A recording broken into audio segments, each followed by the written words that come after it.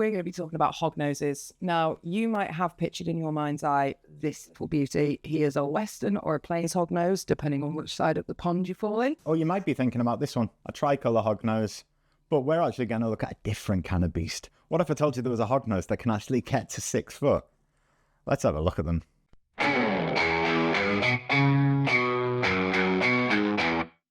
These are Madagascan giant hognoses, the Leoheterodon madagascariensis. Good job, because we'd have been here all week with me trying to say that one. And they are amazing. So these are not the same hognoses. I couldn't even say hognose then. These are not the same hognoses that you're thinking of when you're thinking of a Westerns or a Plains or even a tricolour, blonde or speckled, Eastern. No, these are the biggest hognoses out there. They're going to get to about 6 foot.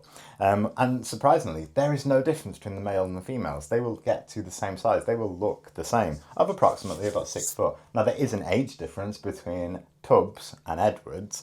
And if people are familiar with the League of Gentlemen, you will know where their noses came from, with where names came from, with the slightly upturned nose thing. Speaking of which, they're not even connected remotely to the Western hognose. No, they aren't. So completely different species of snake. However, their nose just developed independently, and it's used for shoveling and burrowing and getting under that substrate and getting really down.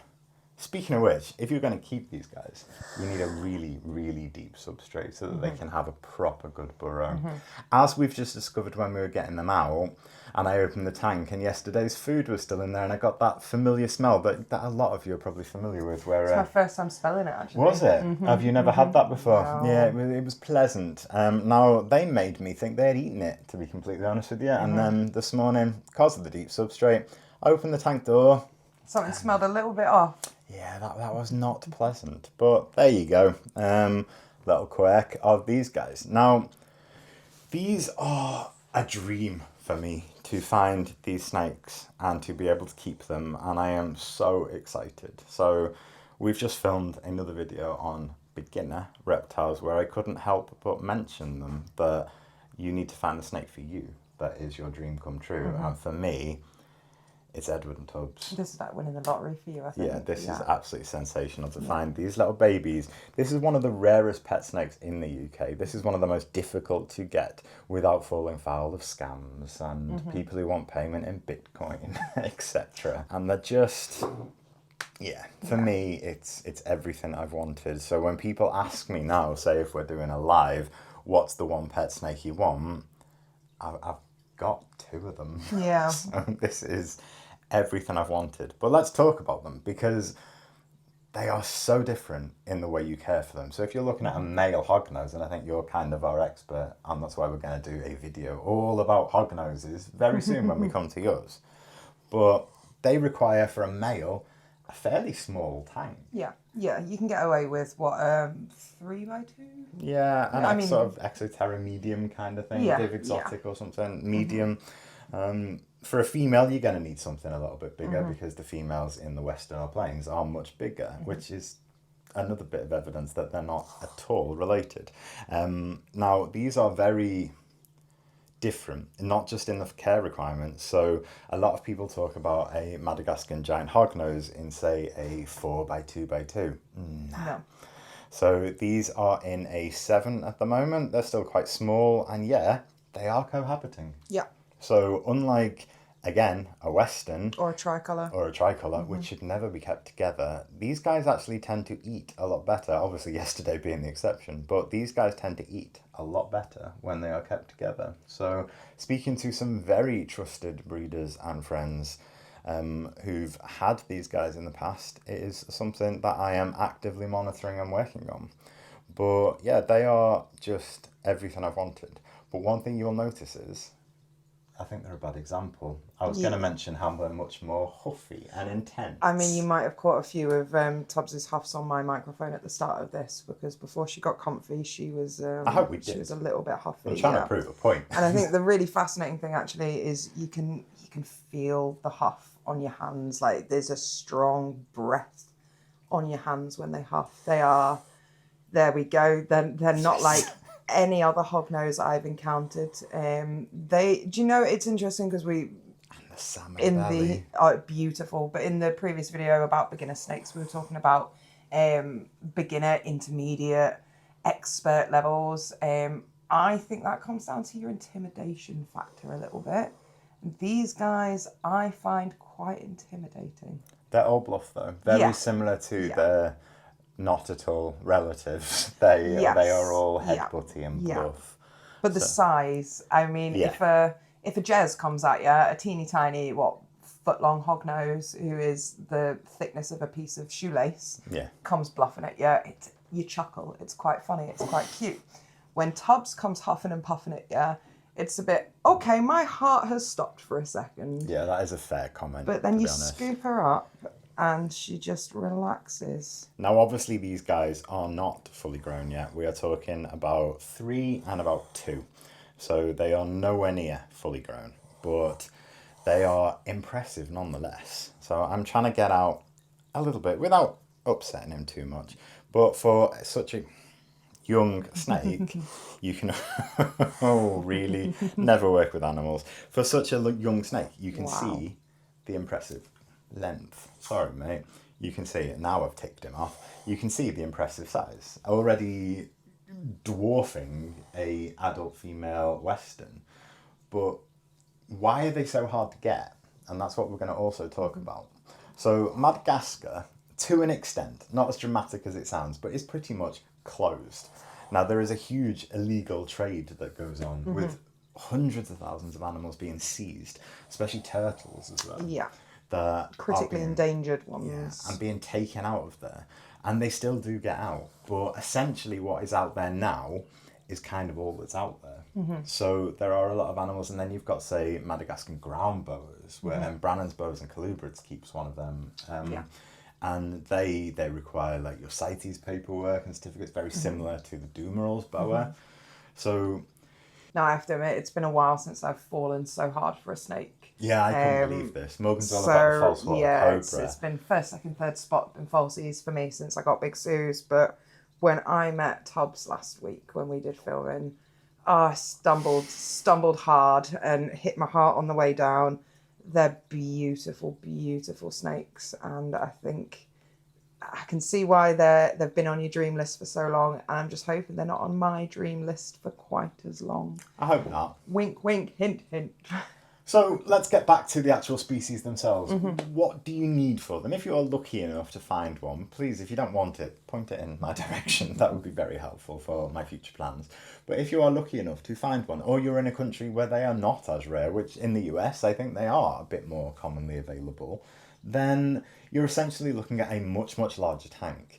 You still need your heat, you still need your hides, you still need that substrate that I mentioned, but they are still very inquisitive. And one thing that you will notice, very similar to a hognose, is they are active. They're not hidden snake. They are up and about and around their tank, exploring, patrolling. They will literally, I mean, they're obviously still quite small, so they will literally do a little like prison guard patrol around the perimeter of the tank.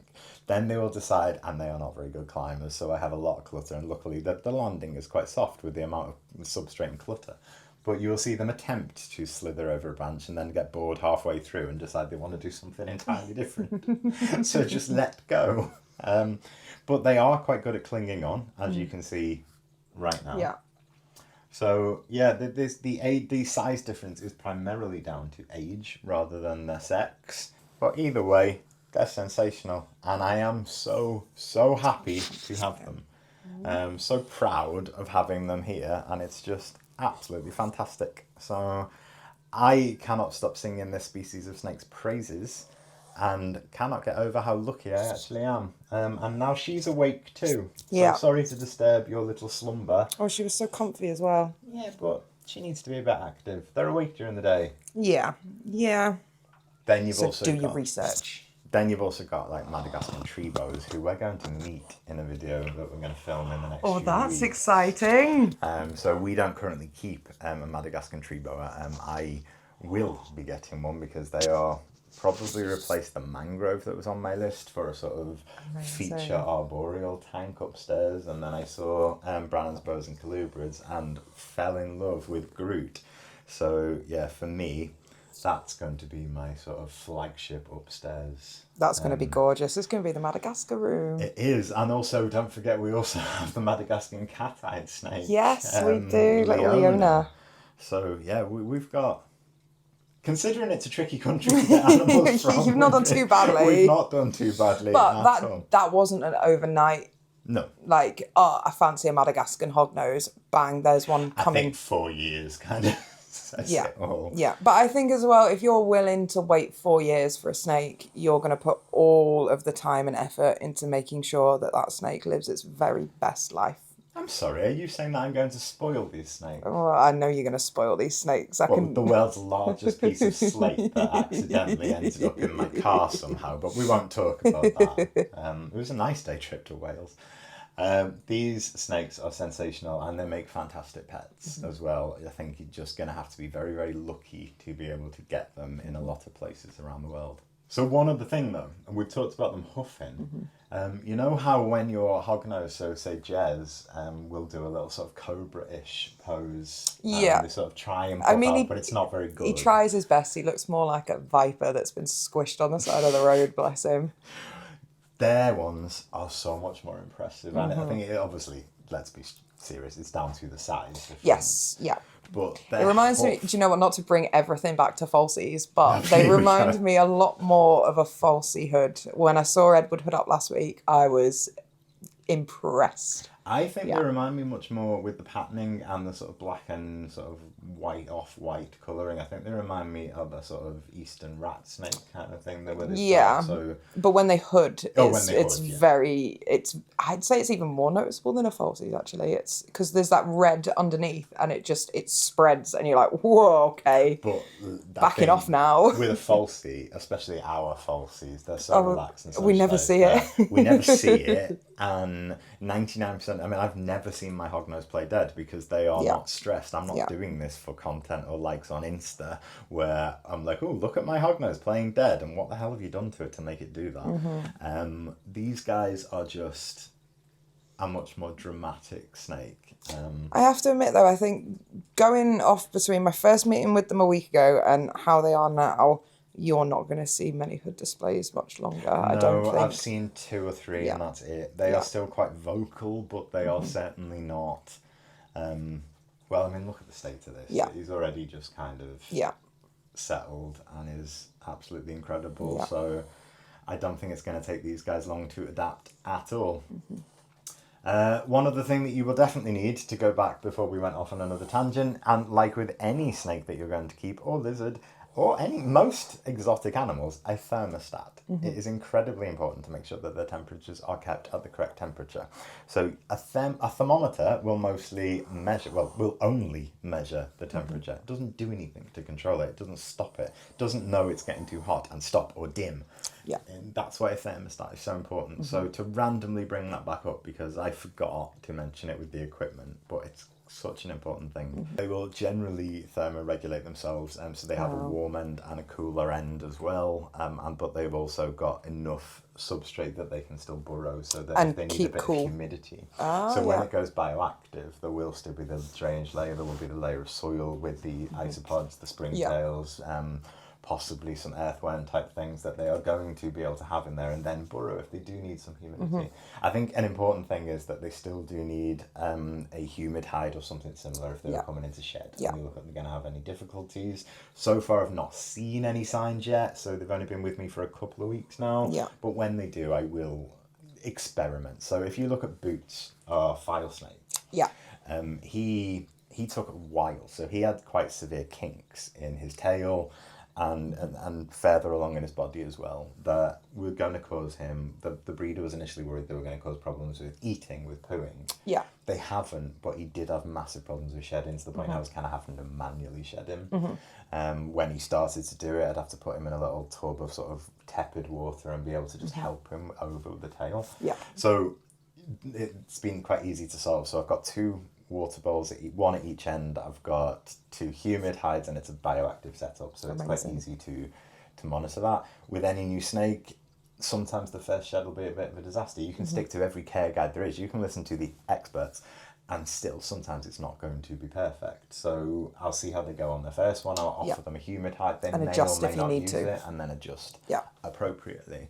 So I just think I wanted to make this video sooner than They're I actually amazing. thought, really, but it just felt like, is it showing off that I finally achieved my dream? Do you know what? I think it's because you've been waiting for so long and they have been so high on the list for you. And I think this is one of those really rare cases where fantasy and reality do match up perfectly and align perfectly. They're everything you could have hoped for, wished for, dreamed of. Yeah. And now they're finally here forever. I don't think this is the last you'll be seeing of these guys. No. Definitely not. I mean, this might be the last you're seeing of tubs because I've brought my bag with me just in case today.